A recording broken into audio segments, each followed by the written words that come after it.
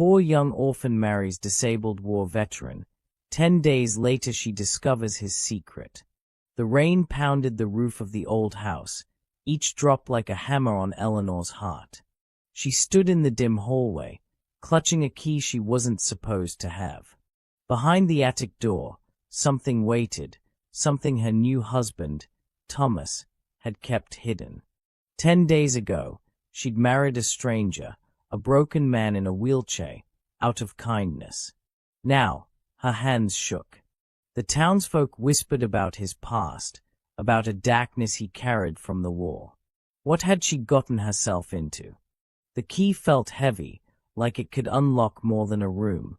It could unravel everything. She took a breath, her pulse racing, and turned the lock. Eleanor's shoes crunched on the gravel path as she walked through the sleepy town of Willow Creek. It was a gray morning in 1946, and the air smelled of damp earth. The war had ended a year ago, but its scars lingered, empty storefronts, men with missing limbs, and women like Eleanor, alone in the world. At 19, she was an orphan, her parents lost to a fire when she was a child. She lived in a boarding house, stitching dresses to pay her way. Her hands were quick with a needle, but her heart ached for something more, a family, a home. That morning, she carried a bundle of mended clothes to a small house at the edge of town. It belonged to Thomas Reed, a war veteran nobody talked to much. People said he'd come back different, his legs useless after a bomb blast overseas. Eleanor had seen him once, rolling his wheelchair down the street, his face hard as stone. She didn't know him, but she knew loneliness. Maybe that's why she agreed to deliver his clothes herself. The house was old, its paint peeling like skin. Eleanor knocked, her stomach twisting. No answer. She knocked again, louder. Finally, the door creaked open, and there he was, Thomas, his dark hair messy, his eyes sharp and guarded. He was older than her, maybe 28, with broad shoulders that didn't match the wheelchair he sat in. "What do you want?" His voice was gruff, like he hadn't spoken in days. "I brought your clothes," Eleanor said, holding up the bundle. "Mended them for you." He stared at her, then nodded. "Leave them on the porch." She hesitated. The porch was cluttered with dead leaves and broken tools. It looked like nobody cared. "Can I bring them inside? Keep them dry." Thomas frowned, but after a moment, he rolled back to let her in. The house smelled of dust and coffee. The living room was bare, a table, a sagging couch, and a single lamp. Eleanor set the clothes down, her eyes catching a photo on the wall. It showed a younger Thomas, standing tall in a uniform, smiling. She couldn't imagine him smiling now. "Thanks," he muttered, already turning away. "You're welcome," she said softly. "If you need anything else, I'm Eleanor. I work at the tailor shop." He didn't reply, so she left, the door clicking shut behind her. But something about that house, about him, stuck with her. Maybe it was the way his hands gripped the wheelchair, like he was holding on to more than just the handles. Over the next few weeks, Eleanor found excuses to visit. She brought bread from the bakery, claiming it was extra. She swept his porch, saying it was on her way. At first, Thomas barely spoke. He'd watch her from the doorway, his jaw tight. But slowly, he started to talk. Short sentences at first, about the weather, the creaky pipes. Then, one evening, as she poured him coffee, he said something that stopped her cold. "War takes everything," he said, staring at the steam rising from his cup. "Leaves you with nothing but ghosts." Eleanor didn't know what to say. She sat across from him, her hands folded. "I know about ghosts," she said finally. "Lost my parents when I was 8. Been on my own since." His eyes met hers, softer than before. For the first time, she saw something behind the hardness, pain, maybe, or understanding. They sat in silence, but it wasn't empty. It felt like a bridge, small and shaky, between two lonely people. The visits became regular. Eleanor learned Thomas liked his coffee black and his radio tuned to baseball games. He learned she hummed when she worked and hated the taste of carrots. The town noticed, of course. Willow Creek was small, and gossip spread like wildfire. "She's too young for him," the baker's wife said. "His trouble, mark my words," warned the postman. Eleanor ignored them. She wasn't in love, not exactly. But she cared, and caring felt like enough. Then, one chilly afternoon, Thomas surprised her. She was scrubbing dishes in his kitchen when he rolled in, his face serious. "Eleanor," he said, "marry me." She dropped the sponge, water splashing her apron. "What?" "Marry me," he repeated. "I'm not much, I know. Can't walk, can't work like I used to. But you're alone, and I'm alone. We could help each other." Her heart pounded. It wasn't a romantic proposal, no flowers or sweet words. But it was honest. She thought of her tiny room at the boarding house, the endless nights wondering if she'd always be alone. She thought of Thomas, his quiet strength, the way he listened when she talked. Maybe this was what family looked like, not perfect, but real. "I'll think about it," she said, her voice barely above a whisper. She thought for 3 days. The townsfolk didn't help. "He's got a temper," one woman said. "Keeps secrets," said another. But Eleanor remembered the coffee, the ghosts, the bridge they'd built. On the 4th day, she went to his house and said, yes. The wedding was small, just a handful of people in the town's little church. Eleanor wore a plain white dress she'd sewn herself. Thomas wore a suit, his wheelchair polished to shine. The preacher's words were quick, and the vows were simple. "Do you take this man?" "I do." "Do you take this woman?" "I do." When it was over, Eleanor felt a strange mix of hope and fear. She was a wife now, to a man she barely knew. That night, she moved into Thomas's house. Her things fit in one suitcase, a few dresses, a hairbrush, a photo of her parents.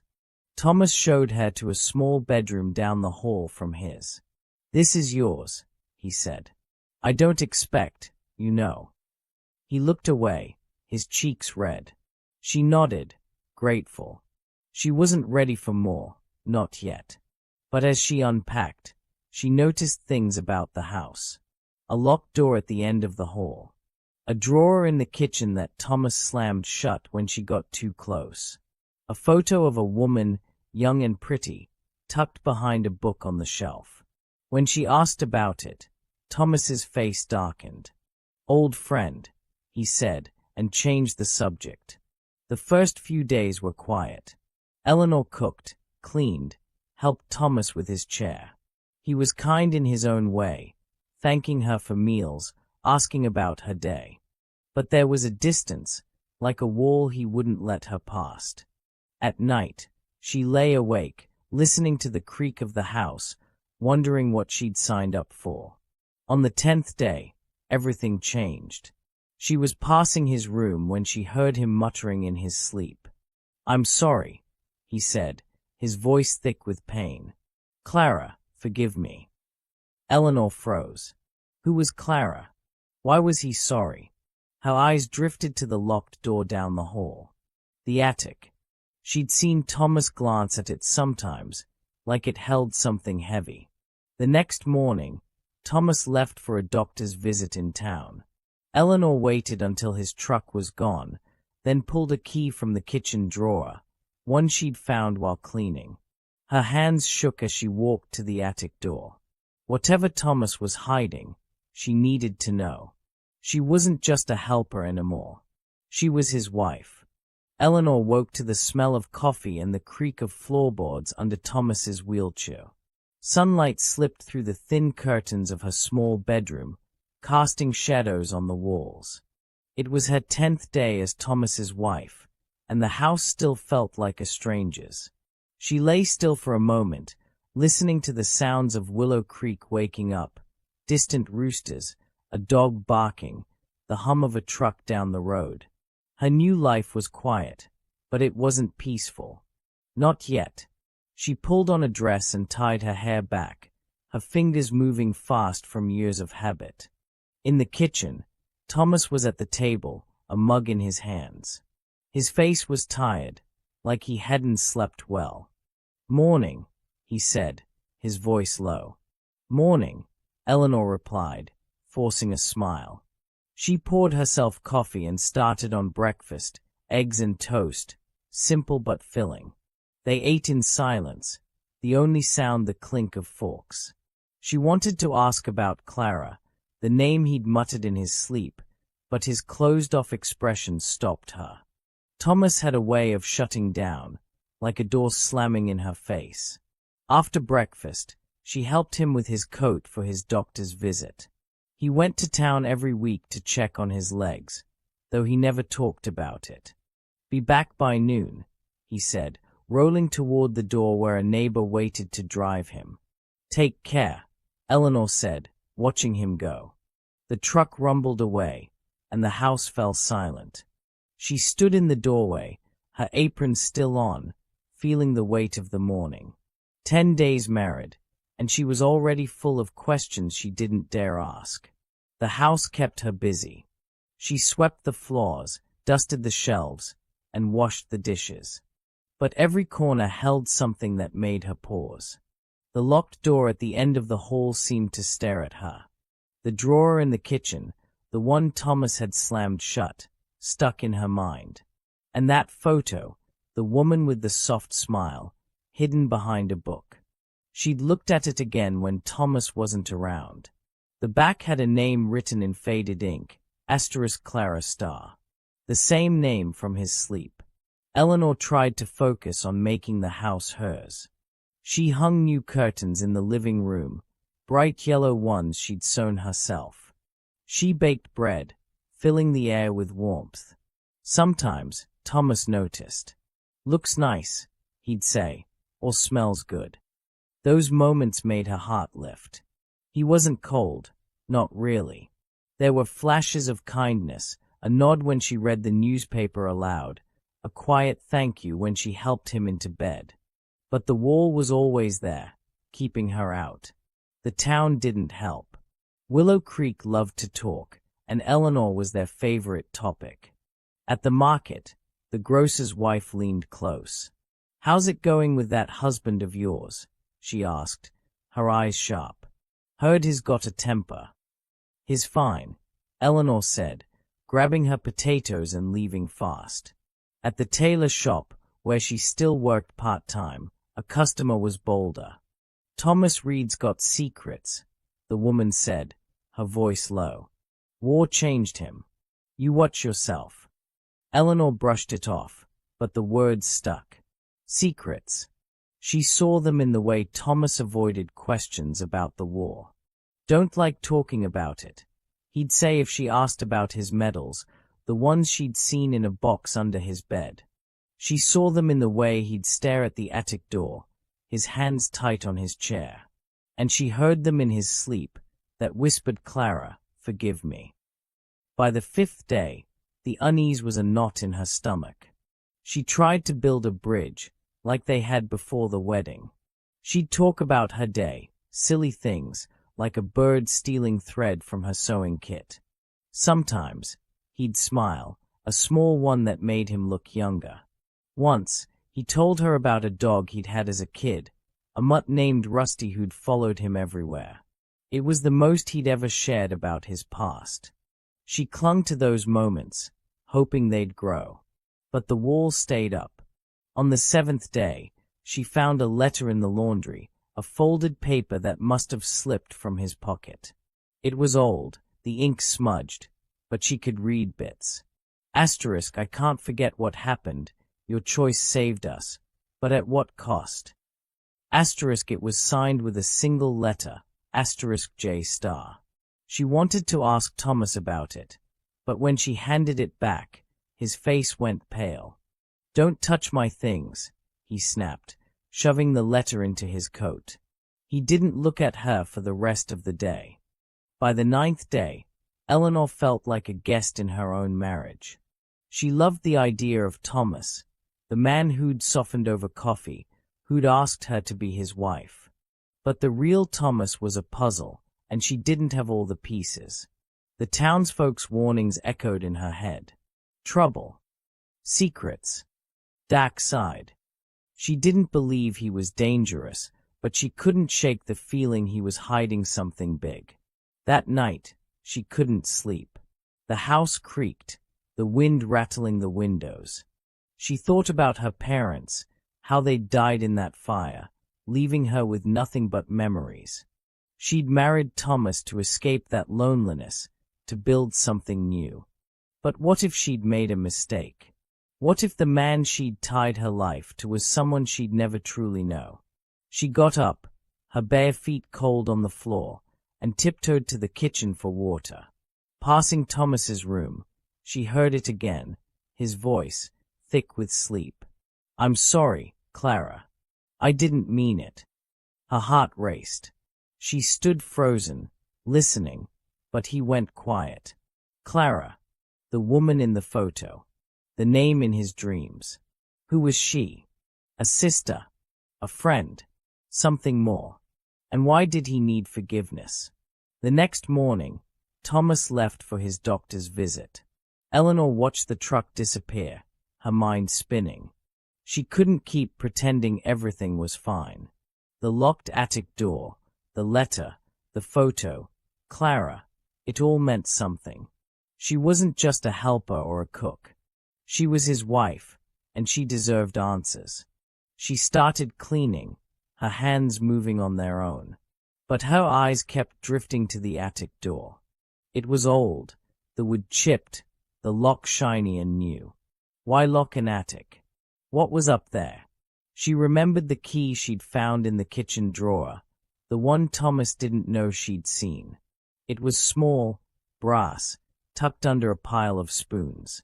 She'd found it days ago while scrubbing the drawer, but she hadn't touched it since. Now, she went to the drawer and pulled it out. The key was cold in her hand, heavier than it looked. She walked to the attic door, her breath shallow. The house was silent, but her pulse was loud in her ears. She thought of the townsfolk's warnings, of Thomas's hard eyes when she'd asked about the war. What if the truth was something she couldn't handle? But she thought of the good moments too, the way he'd smiled about his dog, the way he'd asked her to marry him, honest and raw. If there was a secret, maybe it wasn't about hurting her. Maybe it was about pain he couldn't share. She needed to know, not just for herself, but for them. For the marriage they were trying to build. She slid the key into the lock. It fit perfectly, clicking like it belonged. Her hand rested on the knob, her heart pounding. Whatever was up there, it was part of Thomas. And if she was going to be his wife, she had to face it. She took a deep breath and turned the key. The attic door creaked open, and a puff of dust made Eleanor cough. The air was thick, smelling of old wood and forgotten things. She stepped inside, her heart pounding like a drum.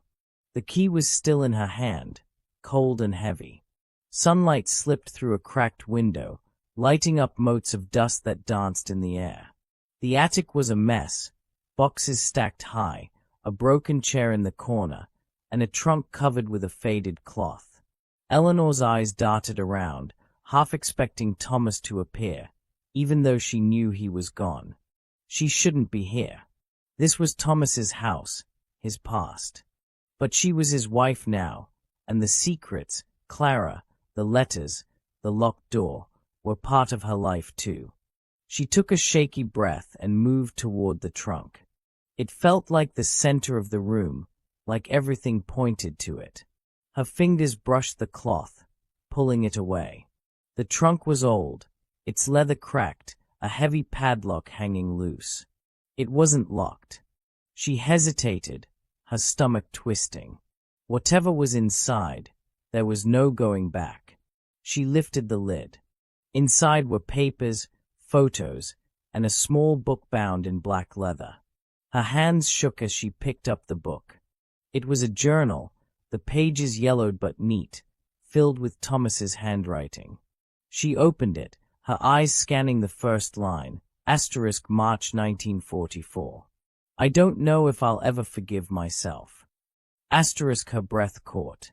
She sat on the floor, the boards creaking under her, and read. The journal told a story Thomas had never shared. He'd been a soldier, leading a squad in a war-torn village.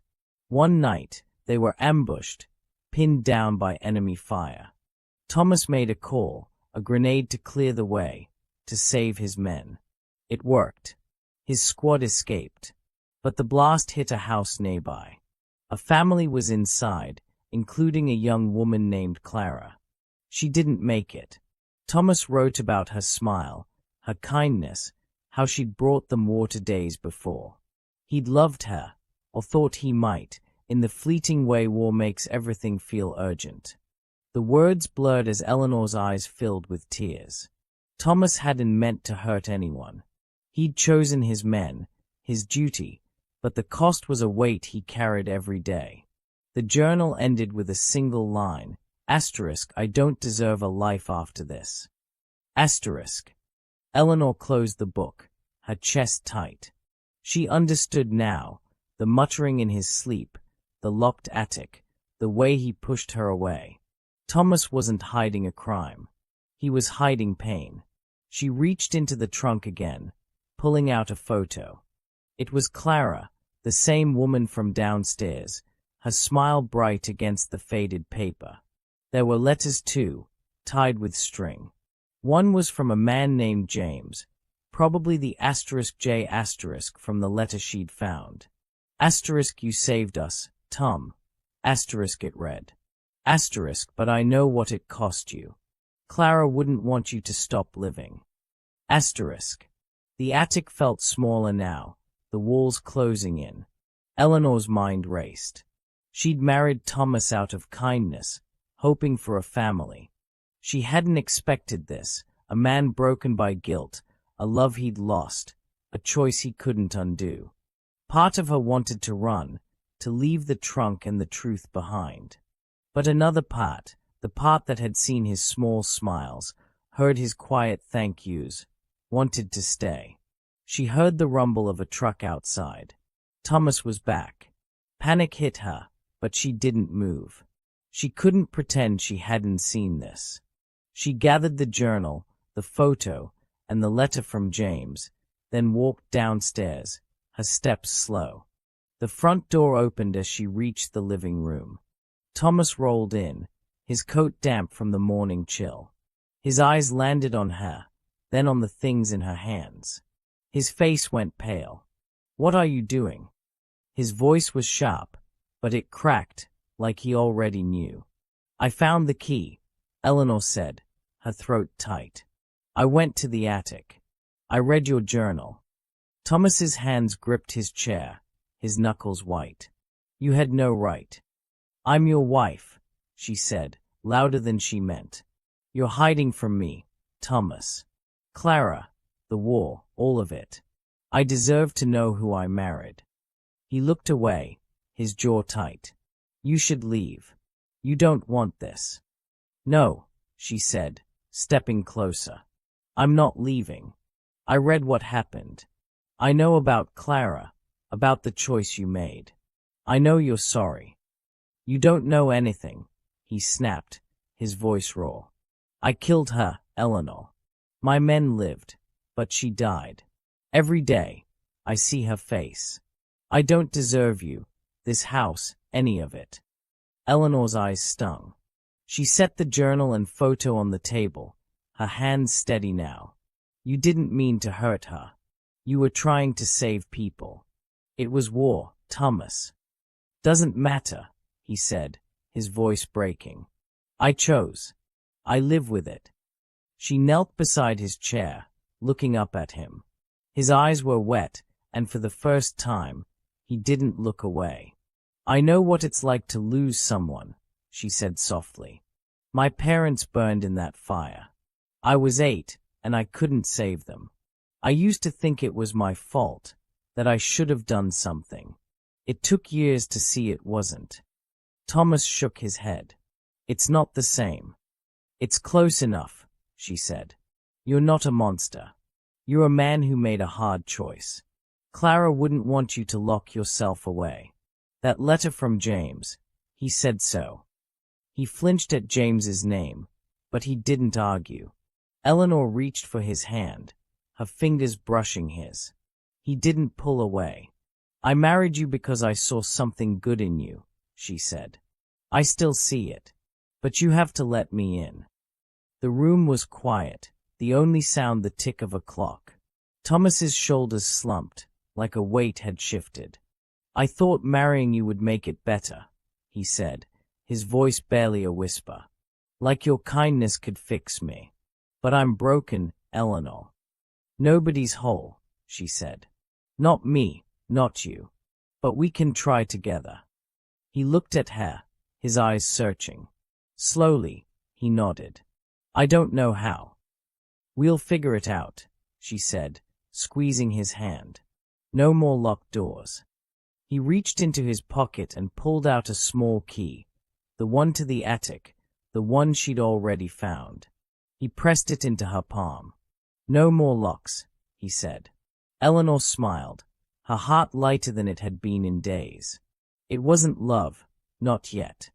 But it was trust, raw and real, like the bridge they'd started building months ago. She stood, picking up the journal and photo. Can we keep these out? She asked. Not hidden. Thomas hesitated, then nodded. Yeah, not hidden. They sat together that afternoon, the journal open on the table. Thomas talked, haltingly at first, about the war, Clara, the men he'd saved. Eleanor listened, her hand near his. The townsfolk's whispers didn't matter anymore. Neither did the gossip about secrets or tempers. This was their truth, messy, painful, but theirs. As the sun set, painting the room gold, Eleanor felt something new. Not just hope, but a promise. They weren't fixed, and maybe they never would be. But they were together, facing the ghosts side by side. And for now, that was enough.